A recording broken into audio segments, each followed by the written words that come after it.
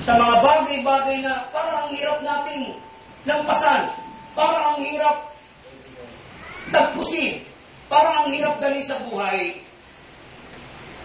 our tendency is to resort to many different things in our life. Sa ganung mga sitwasyon, umabalin tayo sa iba't ibang mga bagay. Para hanapan natin ng solusyon itong mga bagay nito na parang hindi natin kayang bitbitin sa ating buhay.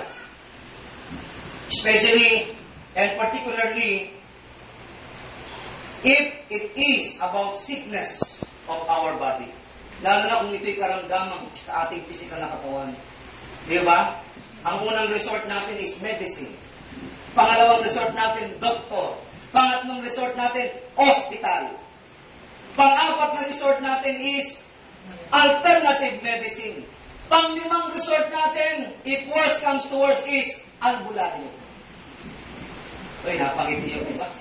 Mukhang may mga kakilala kayong albularyo. Mukhang may mga ka-Facebook kayong albularyo. Tinatanong nyo kung nasa na si Mang Kulas. Ano mga kapatid?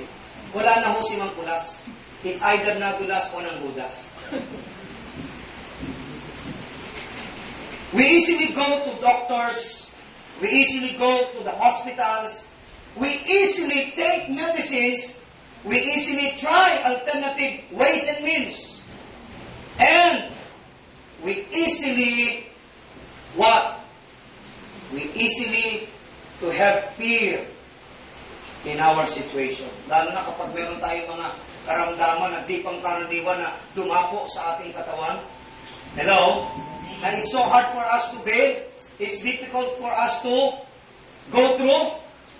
Nagkakaroon tayo ng pagdududa sa ating pananampalataya. Nagkakaroon tayo ng pagdududa saan? Sa Diyos na ating pinagtiwalaan. Mga kapatid, don't make me misunderstand. Hindi po masama na kapag tayo ay nasa isang sitwasyon sa buhay natin, partikular, kung tayo ay dinapuan ng mabigat na karamdaman, huwag niyo po ako ma-misunderstand na hindi po masama ang mag-take ng gamot.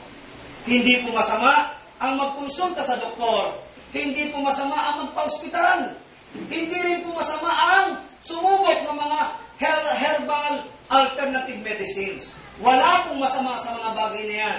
Ang masama lang dyan ay kumonsulta ka sa mga albularyo, sa mga espiritista at mananawas, para sa iyong kagalingan.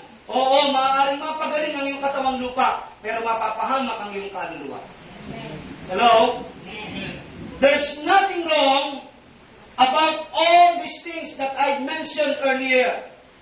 Maliban lang doon sa pagkonsulta sa mga pinagbabawal ng Diyos, sa mga kinamumuhian ng Diyos na mga practices. Mga manghuhula, mananawas, albularyo, at espiritista. Maliban dito sa bagay nito, yan ang masama. Subalit yung mga binanggit kong una, it's okay. It's normal. It's natural. Are you listening?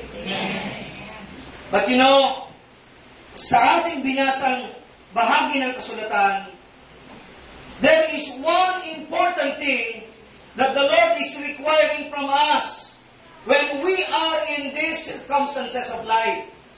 Kapag tayo ay nasa mga sakit at karamdamang sitwasyon ng buhay natin, sa ating passage, meron ng isang hinihinging mahalagang bagay sa atin ng Panginoon. And this important thing is the real thing. It is so. And you know what is that? Just believe. Sabi mo sa katabi mo, just believe. Just believe. This is the only thing that the Lord is requiring from us when we are in the circumstance of life that we have sickness or diseases on our bodies. Sabi mo ulit sa katabi mo sa kabila, just believe. Just believe.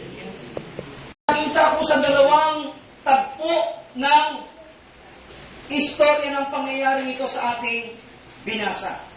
Napansin niyo ba, dalawang istorya yon? Right? Hello? It's a two narrative stories that tells us one single important thing. Just believe. Sabihin mo ulit sa sarili mo 3 beses, just believe. Yes. Listen, we must be very, very observant in these two narrative stories in the Gospel of Mark so that we will see clearly how believing can bring the real thing. Papaano ang paniniwala ay talagang maghahatid sa iyo ng himala? Hello? Believing is the only real thing that can bring us the real thing.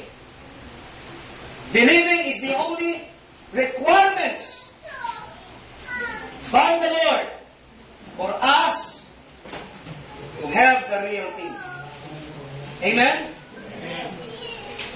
Lahat ng bagay sa mundong ito na naging pisikal ay nagsimula sa bagay na hindi nakikita. It comes from faith that becomes the real thing. Believing makes the real thing. Ang paniniwala, ito ang magdadala sa isang bagay para maging makatotohanan. Yung paniniwala. Amen po ba? Amen. Praise God. In this passage, mga kapatid, bago tayo dumating doon sa pinaka-chapter 5, previously from chapter 1 up to chapter 4, and the rest of the Gospel of Mark, this was the very busy, heavy, and tiresome day for the Lord. Napakaabala ng Panginoon. At nakakapagod ang mga araw na ito ng kanyang kapanahunan. Nung araw na yon. Why? Number 1, He taught His disciples about many things. Yung magturo ka ng maraming bagay, mga kapatid, nakakapagod po yan. Alam niyo, ayon sa pag-aaral, makinig po tayo. According to the studies, ang isang oras na pangangaral is equivalent sa 8 oras na pagtatrabaho. Hello? Listen, ang isang oras na pangangaral na kagaya ng ginagawa ng isang mangangaral ay katumbas po ng 8 oras na pagtatrabaho. Why? Because all the senses are functioning. All the organs, vital organs, are also functioning. Hello? Lalo na kung ang nangangaral ay with dynamism, with energy. So nadodoble siguro yung 8 hours, nagiging 16 hours work. You see? Hello? Pero bakit parang hindi pagod yung nangangaral? It's all because of God's grace. Alapakan natin ang Panginoon. Very exhausting. Nakaka-burn out in our own natural strength and ability. Amen po ba? Pero ano sabi ni Pablo, Philippians chapter 4 verse 13, I can do all things through Christ who strengthens us. Amen? Kapag si Lord ang nagpapalakas sa iyo, you can do it. Sabi mo sa katabi mo, you can do it. Yeah. If the Lord Jesus Christ is the source of our strength. Amen po ba? But if the source of your strength is firmcy, if the source of your strength is enervancy, if the source of your strength is concy, ano po ba? Lahat ng mga C, if that is the source of our strength, at the end of the day, you will see. You will see your strength will lapse. But if the source of our strength is the sea, the Christ, we will never go tired. Amen? He taught His disciples about many things they needed. He healed many people from different types and kinds of sicknesses and diseases. He faced many criticism during that day from Pharisees and Sadducees. Pero nyo, nagturo siya ng maraming bagay sa mga alagad niya na kailangan nilang matutunan para sa kanilang buhay Kristiyano sa araw-araw. At lahat ng klase ng mga sakit at karamdaman, inaalihan ng iba't ibang klase ng demonyo, dinadala sa Panginoon. Lahat yun umuwi. Lahat magagaling. Lahat malalaya. Lahat normal. Tapos sa kabila nun, may mga kritiko siya. Yun ang mabigat yung ikaw ay i-criticize. Di ba? Yung ikaw ay punahin, minsan yun ang mabigat sa atin. Hello? Gumawa ka na, nagpakita ka na ng lahat ng kabutihan, at ang hahanapin pa rin sa'yo, yung pangit. Yung parang pilit na hahanapin. Huwag na tayong magtaka. Talagang likas sa tao yan. Minsan kahit sa Kristiyano, meron yan. Sabi mo sa katabi mo, sana hindi ikaw yun. Ang pilit hinahanap yung kapangitan, yung kamalian, yung kapintasan. Hello? Amen. Hindi mo nakakapagod sa kalooban yun? Ang bihirang buhay ko. Ginawa mo ng lahat ang mabuti. Ibinigay mo ng lahat ang maganda para sa kanila.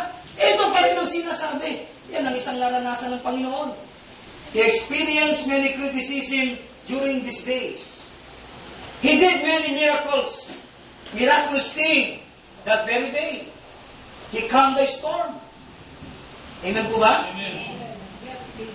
Kung bakit nasabi kong nakakapagod at abalang araw to sa Panginoon, while He was in the boat with the disciples, anong ginawa ni Lord? Natulog sa sobrang pagod. Hello?